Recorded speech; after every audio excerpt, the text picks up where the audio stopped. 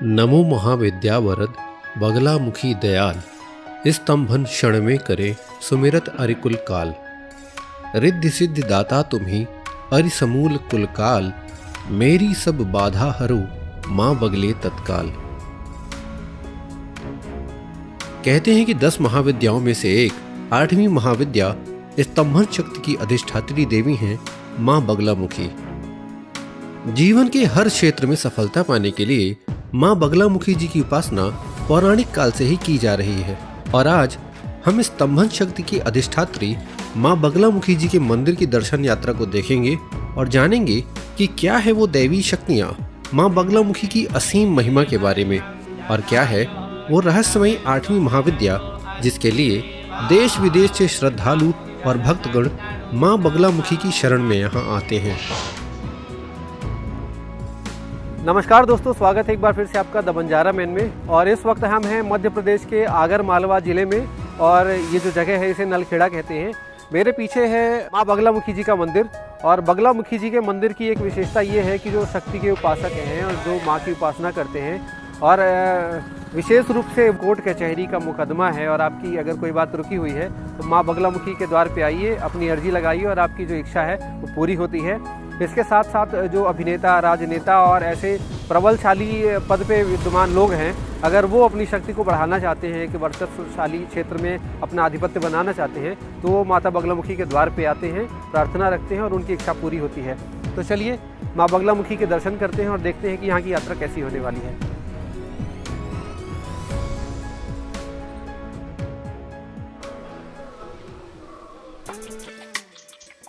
मध्य प्रदेश के उज्जैन जिले से 98 किलोमीटर दूर आगर जिले की नलखेड़ा तहसील में लखुंदरी नदी के किनारे 3 मुखों वाली त्रिशक्ति माता बगलामुखी जी का यह मंदिर स्थित है। द्वापर युगी इस चमत्कारी मंदिर में देश विदेश भर के शैव और शाक्त मार्गी साधु संत एवं सभी प्रकार की कष्ट पीड़ा बाधा से मुक्त हेतु श्रद्धालुगण तांत्रिक अनुष्ठानों और यज्ञ हवन आदि के लिए माँ बगलामुखी के शरण में आते हैं। जानकारों द्वारा ऐसा कहा जाता है कि यहाँ माँ बगलामुखी जी स्वयंभू प्रतिमा में स्थापित है और यह मंदिर एक शमशान क्षेत्र में स्थित है। ऐसा कहा जाता है कि महाभारत युद्ध के 12वें दिन भगवान श्री कृष्ण जी के निर्देश पर धर्मराज युधिष्ठिर ने यहाँ तंत्र की देवी माँ बगलामुखी जी की उपासना की थी।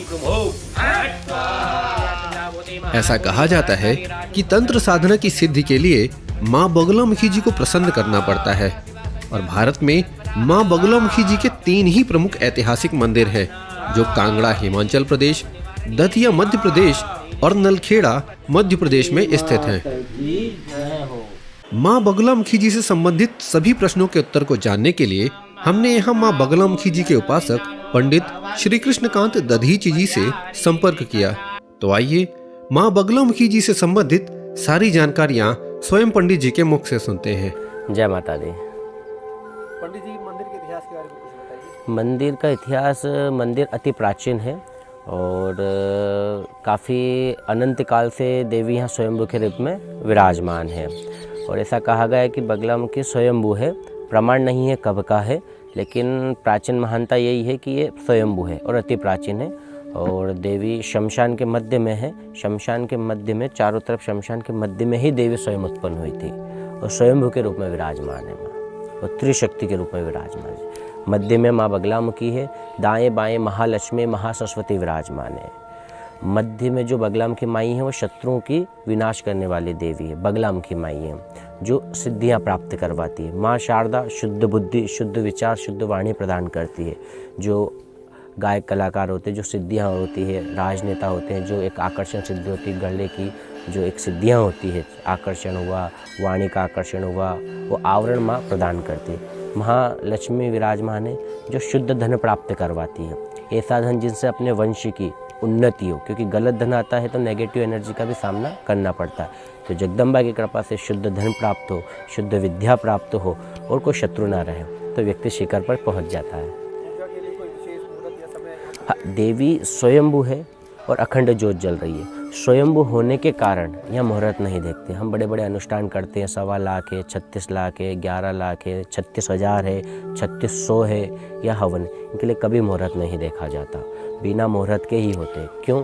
क्योंकि अभी आपने दर्शन किया, अपन ने आरती में शामिल हुए, उनका अपन ने आनंद लिया, तो जो सूर्य देवता है वो माई के चरणों में आते हैं। सूर्य की जो किरण है वो माई की मूरत पर आती है। सूर्य जो है ज्योतिष शास्त्र के अनुसार ग्रह के राजा हैं। जब राजा स्वयं आ रहा है तो प्रजा भी आएगी। तो जो भी साधक या जो भी भक्त माई का जो पूजन पाठ के अंतर्गत जो साधना करता है, जो भी जब क्रियाएं करवाता है, उसके कुंडली के दोष स्वतः ही नष्ट हो जाते हैं। राजनेताओं के लिए माँ बगलाम की संजीवनी है। जहाँ वो 10 साल में सफल होते हैं, भगवती कृपा से कुछ ही समय में हो जाते हैं। इसलिए यहाँ विधायक, एमएलए हुए, एमपी हुए, सांसद हुए, राज्यसभा, लोकसभा या बड़े बड़े अधिकारी, जज, या जिन मान लो कोई कोर्ट केस हो गया हो, कोई अधिकारी बात नहीं सुन रहा हो, या लोग षड्यंत्र कर रहे हो, या आप योग्य हो और आपकी योग्यता पर लोग षड्यंत्र करके रोकना चाहते हैं, दबाना चाहते हैं, तो ऐसी स्थिति में माँ बगलामुखी एक अपना भय दूर करती है। जो अंदर का एक रहता है ना कि डरते हैं लोग, कलेश कर रहे हैं, वो नष्ट होता है। एक ऊर्जा प्रदान होती है और अपन 1000 लोग में भी धाड़ते हैं, वो माई की कृपा से धाड़ते हैं। सब जगह मतलब व्यापारी, अधिकारी, हाँ, व्यापारी वर्ग अपने धन संपदा के लिए आते हैं, विद्यार्थी शिक्षा विद्या क्षेत्र में उन्नति के लिए आते हैं, और महिलाएं हैं आती हैं कि परिवार में सुख शांति रहे, पुत्र पुत्री में, पिता पुत्र में प्रेम रहे और कलेश ना रहे। क्योंकि नवग्रह देवता, कुल देवी देवता, इनका बहुत महत्व होता है, पितृ देवता अपने घर की कृपा के लिए। तो जो ये हवन का विधान है, उस हवन, इन चीज़ों का स्टेप बाय स्टेप हवन होता है, फिर अंतिम में बगलामुखी विशाल रूप में हवन होता है। एक समय यह संपूर्ण ब्रह्मांड नष्ट होने को था और सभी चराचर अथल पथल हो गया था। तो भगवान विष्णु ने एक दिव्य शक्ति की खोज में साधना की थी। उस साधना के अंतर्गत देवी ने उनको दर्शन दिए थे। जब दर्शन दिए थे तो हरिद्रा नामक सरोवर, जो सरोवर का पानी था वो पूरा लेप था, हल्दी का लेप नहीं होता, हरिद्रा ऐसे लेप था, और पूरा आवरण पीला था, और जगदम्बा ने उनको दर्शन दिए थे। सबसे पहले साधक भी वही माने जाते भगवान विष्णु। फिर साधक बदलते गए, जैसे आचार्य द्रोण, दशानन, रावण, मेघनाथ, परशुराम भगवान, समय समय पर सभी देवी देवताओं ने इनकी आराधना की। लेकिन ये गुप्त विद्याएँ थी, ये इनका टीवी शो नहीं मिलेगा ज़्यादा, ये आज सोशल मीडिया की वजह से इतना ओपन हो रहा है, तो ये गुप्त विद्याएँ थी। जो 10 महाविद्या होती, काली, तारा, छिन्नमस्ता, धूमावती, कमला, जैसे 9 दिन की 9 दुर्गा अलग होती है, शक्तिपीठ अलग होती है, महाविद्याएँ अलग होती है। काली, तारा, छिन्नमस्ता, धूमावती, कमला, मातंगी, त्रिपुर, भैरव, इन सभी 10 महाविद्या, 8वां स्थान माँ बगलामुखी का है। तो जब भगवान विष्णु की आराधना की तो पीले आवरण में दर्शन, इसलिए इन्हें पीताम्बरा भी कहा जाता है। जो दतिया में पीठ है उससे पीताम्बरा नाम से ही ज़्यादा प्रचलित है। और जो पूजन वगैरह होते हैं या माई के दर्शन अपने को करने, तो पीले वस्त्र पहनकर ही करने चाहिए, पीली ही भोग लगाना चाहिए, पीला ही चुनर चढ़ाना, पीला ही धागा बांधना चाहिए। पीले चीज़ से माँ 10 बार करेंगे, एक बार पीले चीज़ों से करेंगे, माँ कृपा करेगी। हवन का महत्व यह है कि जैसे अपन सनातन हैं तो अपने पर काफ़ी ऋण होते हैं, लेकिन आज कलयुग की भागदौड़ में अपन चीज़ें भूल जाते हैं और एक ऑफिस वर्क उसी में उलझे रहते हैं। तो कुछ कर्म होना चाहिए। हमने काफ़ी बार ऐसे यजमान हमारे आते हैं जिन जीवन में कभी यज्ञ नहीं किया होगा, तो घर पे यज्ञ करते तो 2-3 दिन बिगड़ते हैं, ये 1-1.5 घंटे में ही हवन हो जाता है। तो एक उपलब्धि है कि आप चलते चलते आए 1-1 घंटे में हवन किया। हवन के अंतर्गत जो प्रयोग होते हैं वो विशेष महत्व रखते हैं। मान लो कोई जादू टोना किसी ने कर दिया हो, कोई व्यापार बांध रहा हो, कोई षड्यंत्र कर रहा हो, अपना कार्य सिद्ध नहीं हो रहा हो, कर्म अपन कर रहे, फल में कुछ समस्या आ रही हो, ऐसे में महारानी कृपा करती है और वो चीज़ें नष्ट होती है, नई ऊर्जा मिलती है। और कुछ मंत्रों का उतारा होता है 11 बार, 21 बार, 36 बार, जिससे नेगेटिव एनर्जी नष्ट होती है, ये महत्व। और कुछ प्रत्यंगिरा मंत्र है, सावन मंत्र है, खड्गमाला देवी का बगलामुखी मूल मंत्र है जो बहुत प्रभावशाली है। ओम ह्लीं बगलामुखी सर्वदुष्टानं वाचं मुखं पदं स्तंभे जिह्वां कीलाय बुद्धिं विनाशय लीं ओम स्वाहा। ये 36 अक्षरी मंत्र है। माई को 36 अंक बहुत प्रिय है।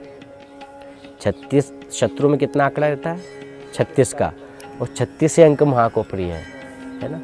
और ऐसा नहीं है कि शत्रु आते हैं तो उसका नाश हो जाएगा, नहीं, अन्याय हुआ है तो माँ न्याय करेगी। मान लो कोई व्यक्ति आ गया, यजमान धन भी दे रहा है कि नहीं, उसका नाश हो जाएगा, माँ न्याय करेगी। अगर आप निर्धन हो, आप धनवान भी हो, लेकिन आपके साथ अन्याय हो रहा है, लोग छल कपट कर रहे हैं, माँ रक्षा करेगी।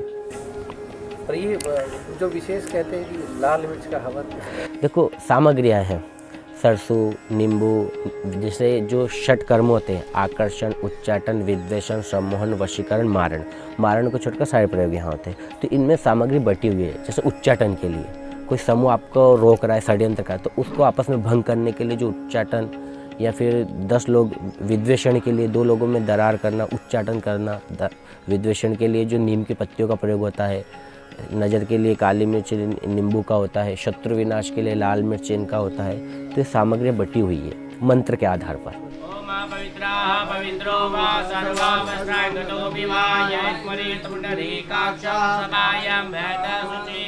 ओम हृदयाय नमः। ओम भूतिर्दे स्वाहा। ओम तोषिका वशनः। ओम वृत्वा कौचाय ओम वृत्वा नेत्राय वशनः। महासरस्वती महाविद्या बगलाम की देवी मंदिर प्रांगणे पीतांबरा सिद्धपीठ शुभ नक्षत्र शुभ विद्यामः द्वादशीत्यामः कृष्ण शुक्ल पक्षः वितसोजा गुणस्य शाखा गुणस्य 44 शुभवासानि शुभ नाथन शनिवासानि शुभ नक्षत्र शुभ योग शुभ कर्ण शुभ कर्म शुभ पुण्य आत्मनाम यजमानस्य नाम गोत्र उत्पन्नः रुद्राय पशुपते गणनादाम अवलिप्ता रुद्रान बोरूपा गणपतिये ओम विघ्नेश्वराय ओम लंबोदराय ओम कपिलाय ओम पतंगिराय नमः। पतंगिरे सकल कामना साधे साधे मम रक्षाम कुरु कुरु सर्वान् शत्रून् घात घात मार मार घात घात ओम ओम ज्वाला माले ज्वाला माने सर्वभूत जात वेद से ज्वाला ज्वाला प्रजला प्रजला हो स्वाहा। महाविद्या सर्वशत्रु वशन करे, आकर्षण करे, उच्चाटन करे, विद्वेषण करे, जारण करे, मारण करे, जम्मन करे, स्तंभन के लाम ग्लाम के स्वाहाइदं नमः। ओम स्वाहाइदं नमः। ओम भूर्भुवः स्वाहाइदं बगलाइदं नमः। संगे भुवनेश्वरी निरंदाचनि पद्मः स्वाहा। पुत्री च नगराज स्वाहा। पापी तपस्वा च पितृवशुभिया शुभा स्वाहा। रामा पितरत्ना चिता शिवा स्वाहा। शुद्धा शुद्धा सुकुरान वर्धिनीये स्वाहा। देखो, हाँ, सबसे बड़ी बात यह है कि पूजन हवन अनुष्ठान अनिवार्य नहीं है। मन पे बोझ नहीं रखना कि पूजन कराएंगे तो ही माँ कार्य सिद्ध करेगी। माँ तो इतनी दयालु है कि बहुत बच्चे का भोला मन होता है ना, वो लेकर आओ। अपनी क्षमता अगर 1 रुपया है तो एक पीला पुष्प ले लो, मिल जाएगा 1 रुपये में। वो माँ को चढ़ा दो, दर्शन कर लो, परिक्रमा कर लो, अपने घर चले जाओ, माँ कृपा करेगी। हवन पूजन तो अपने कर्मों की शुद्धि के लिए, और वो मंत्र जब श्रवण होते हैं, ऊर्जाएं जब अपन ग्रहण करते हैं तो एक तेज बढ़ता है। जब वही तेज ले जाकर अपने कार्य क्षेत्र में जाते हैं तो सब लोग आपसे प्रभावित होते हैं और आपको स्नेह करते हैं, प्रेम करते हैं, और इस कलयुग में जीवन धन्य हो जाता है। हमारे पिताजी काफ़ी समय से पूजन पाठ कर रहे हैं, तो बचपन से उन्हीं के साथ में हैं और सारा हवन पूजन बचपन से ही सुनते आ रहे हैं, देखते आ रहे हैं। और उन्होंने यही कहा है कि पूजन अच्छे से हो, विधि विधान से हो, यजमान की इच्छा अनुसार हो, कोई दबाव नहीं है। यजमान दर्शन के लिए भी आते तो भी उसी सेवा के लिए तैयार रहते हैं, है ना। तो हमारा नाम है कृष्णकांत दादिश, पिताजी सिद्धनाथ जी दादिश हैं और आसोपा गोत्र से हैं हम, और यही मंदिर में विराजमान हैं। यही हवन पूजन आदि कार्य में आप लोगों का सहयोग करते हैं। और अगर मोबाइल नंबर बताएं तो 8349159374। जय माता दी। मां बगलामुखी माता मंदिर नलखेड़ा पहुंचने के लिए सड़क मार्ग से आप आगर मालवा सड़क से अच्छी तरीके से यहां पहुंच सकते हैं।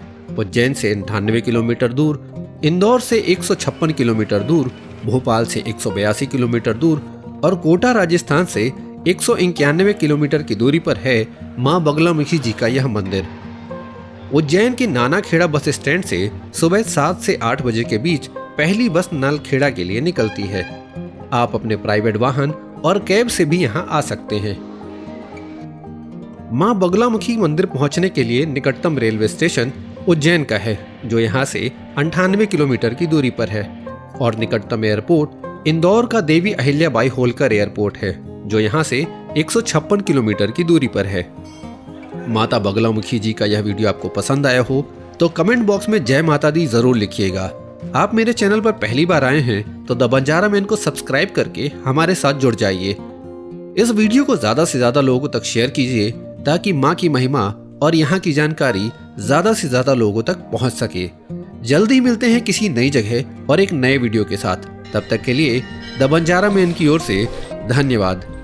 बोलो माँ बगलामुखी जी की जय।